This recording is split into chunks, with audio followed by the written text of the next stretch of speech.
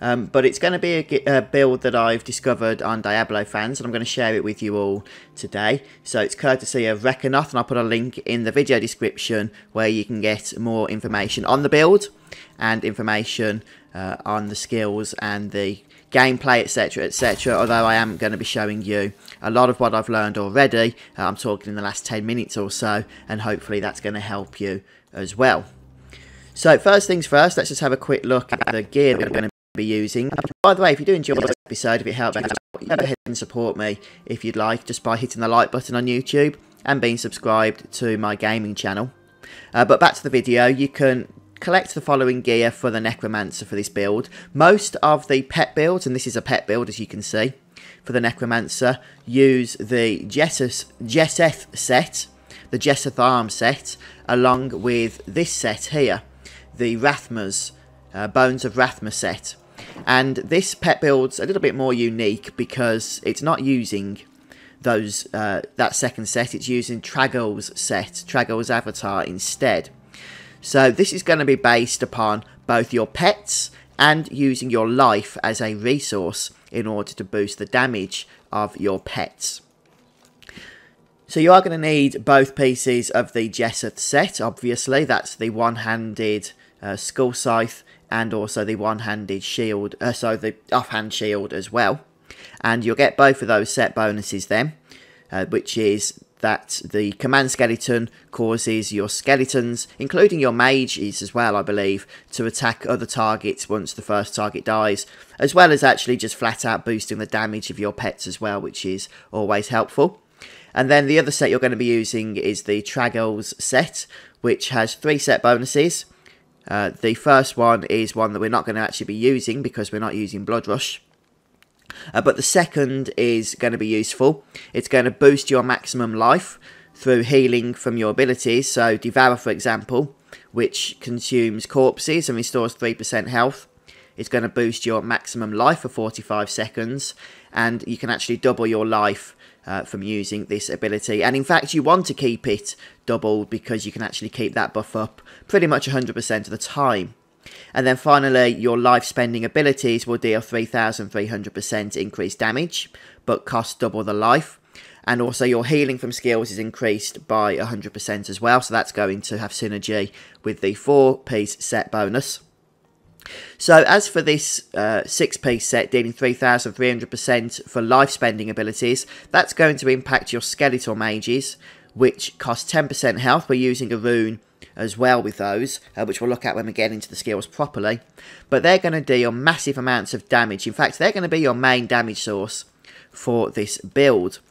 So, along with the sets, you're also going to be using the Circle of Naeluji's Evil, which is a ring that allows your skeletal mages to last an additional 4 seconds. But also, every time you summon a skeletal mage, you actually summon 2 instead. See, that's how that's going to work, which is interesting. So you can actually have up to 10 skeletal mages with this build. You're going to be using the Dainties binding, which is pretty much the go-to belt for the Necromancer on any build that you're using. And what this will do is basically give you a huge damage reduction buff each time you cast Decrepify on the enemies that you cast it on. Decrepify already provides damage reduction, so this will provide even more. On top of that, we're going to be using the Reaper's Wraps because resource is tremendously important for this build, and the health globes that restore the 30% to primary resource with the Reaper's Wraps, that could be a slightly different amount depending on your role there, is actually going to have synergy with our Siphon Blood ability, which sucks in health globes around us when we use it. So those two, that item there and that skill should help us out tremendously with our essence regeneration. Remember, essence for the Necromancer does not regenerate over time, so it does require that skill use in order to get that essence back. And then finally, we're going to be using the Traveller's Pledge and Compass Rose Endless Walk combination. That's just to provide us nice damage reduction and damage buff increases as well. And in the cube, we're going to be using the Scythe of the Cycle, which basically means we're going to be doing a bunch more damage at the cost of reducing the cooldown, the duration of bone armour, but that's still usable very easily, even with that reduction in its duration. Tasker and Theo, flat out damage buff for our pets, very important, so make sure you have that in the armour slot. And then in the passive ring slot, you want to use Crispin's Sentence. You could actually switch around Crispin's and Circle of Nailuji's Evil, depending on which rolls you get on the buffs there. Obviously, you get the maximum amount when it's in the cube here. So this is going to give us 100% damage increase all the time because of our gem that we're using here, Bane of the Trapped, but because of our various abilities and whatnot, such as Bone Armour for example, which stuns enemies, there's going to be several times where we're going to actually have 300% damage increase from this ability as well.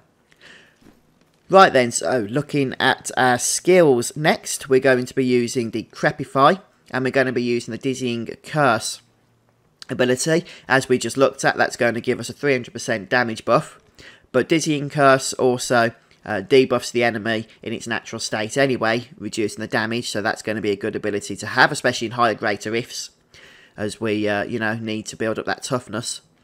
Bone Armour also increases damage, thanks to the item we have cubed in the weapon slot, as well as, of course, just flat out giving us armour and annoying the enemies as well. Just remember, we need to keep this cast at all times, so make sure it doesn't drop off. You can see the bar above when it's active.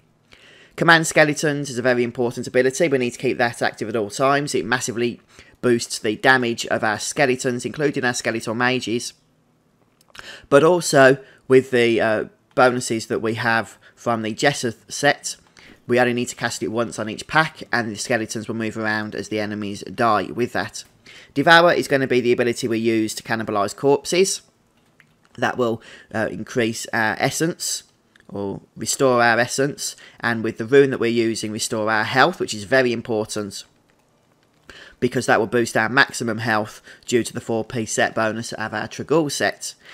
And then we're also going to be using Siphon Blood. This is also going to restore our essence, but it's also going to give us a nice damage increase because we're going to be standing still. So we'll have this damage dealt from the Traveller's Endless Walk set bonus, as well as the fact it's going to suck in health globes as well, restoring our essence as well as our health, of course. And then obviously our Skeletal Mage, which is our go-to pet, and this is going to do a ton of damage to those around us. So I'm just going to go and have a quick exploration around, I guess we'll just go into a Greater Rift and see how this build works in action. I will say again that I am just practicing myself. This is literally a build I've just discovered. So the first thing we're going to want to do is keep the debuff up, all our debuffs, command skeleton, and then start summoning our skeletal mages. Remember, these are going to cost health, so use your Devour ability to restore health and essence, and keep your debuff up at all times. And as you can see, we do a nice amount of damage. Try and keep your skeletal mages maxed out at 10 as often as possible. This is a really interesting build, and okay, it's not the most powerful Necromancer build, especially compared to the Inarius build, which of course everyone's using to be competitive, but this is fun.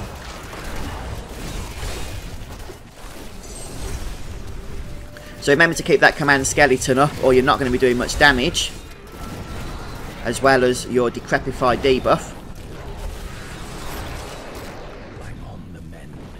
And as you can see, as long as you stay at range, then you're going to have a good time here.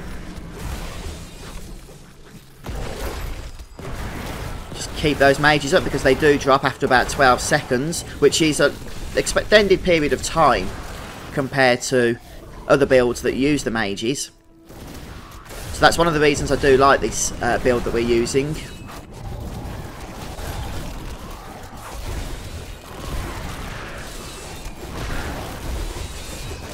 And just keep that Decrepify up. It's got damage buffs, damage reduction buffs, all sorts built into it.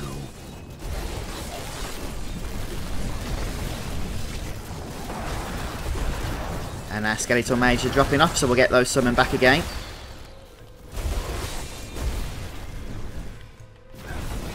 So this obviously isn't a speed farming build, but it is a build that commits high amounts of damage to both AoE packs and to single target packs as well.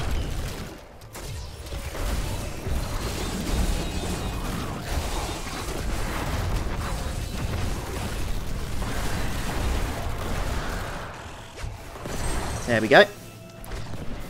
And we'll just continue making our way through here. Weakness consumes you. And just keep that devour coming in so that your health and your essence are restored. You can see we've got 100 stacks now of the enraged ability, which means our 750,000 health has been doubled to just about 1.5 million. Which, since health is a resource in this build, you are going to need that extra bonus anyhow. Embraces you. Getting a lot of poison mobs in this rift, aren't we? Looks like we did unfortunately drop off our bone armour, so we do need to get that recovered as quickly as possible. Well, we'll do it when we've got the shield active. So with this build you'll be having 10 stacks rather than 15, which is what you have with the Inaria set.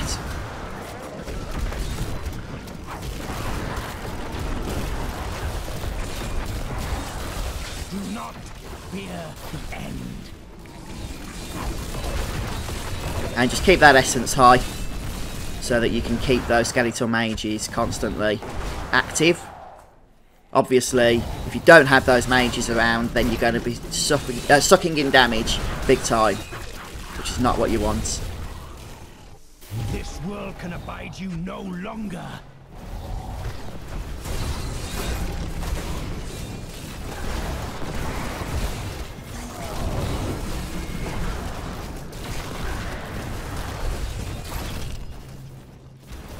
And that command skeleton will continue to pass between the different packs here.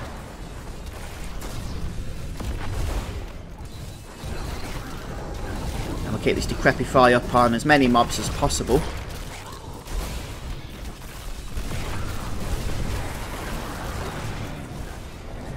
And look how fast those single targets drop when you use command skeletons on them and everything attacks, including 10 skeletal mages. You know, they don't stand a chance really, do they?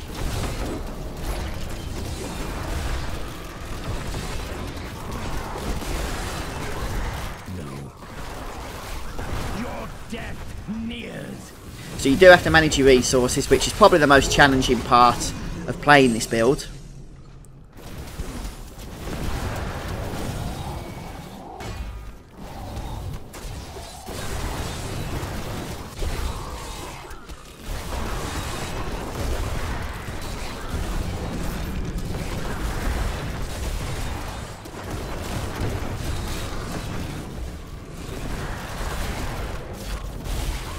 But champ packs are fun because they do drop down so quickly.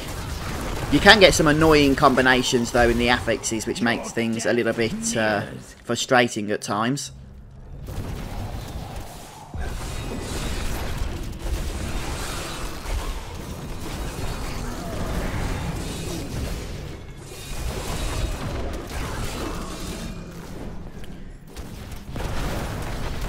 Just keep hitting Devour though, even if you know, you don't need skeletal mage at that time, because you just want to keep that essence as full as possible at all times, really.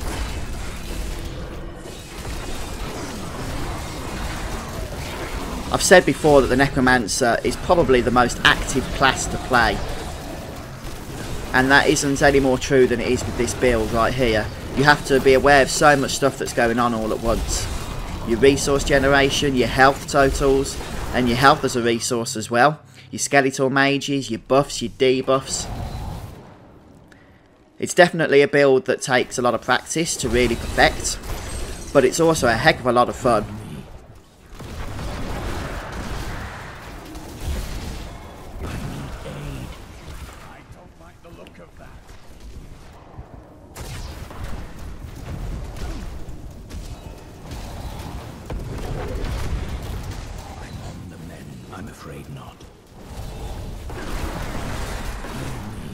Looking a bit hit or miss there, but I think we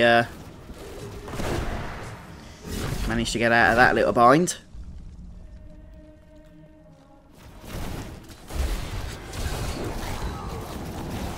Yeah, this build is definitely more complicated than the Inarius build. But hey, you get to have skeletons. And that's really, for me, what the Necromancer was all about.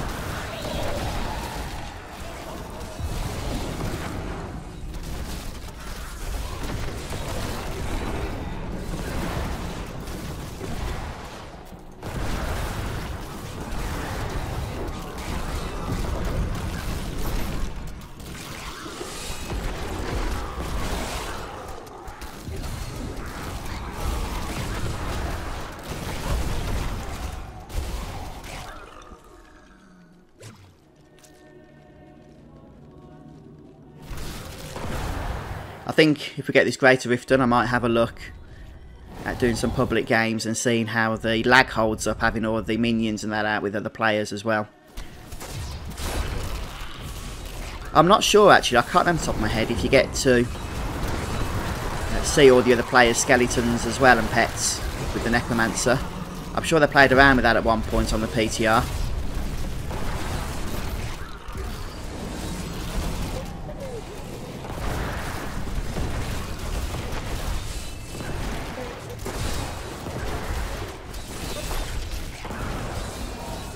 The Rift Guardian has found you. And now we get to experience the Rift Guardian himself, of course. So make sure that Command Skeletons is active. And look how fast he drops.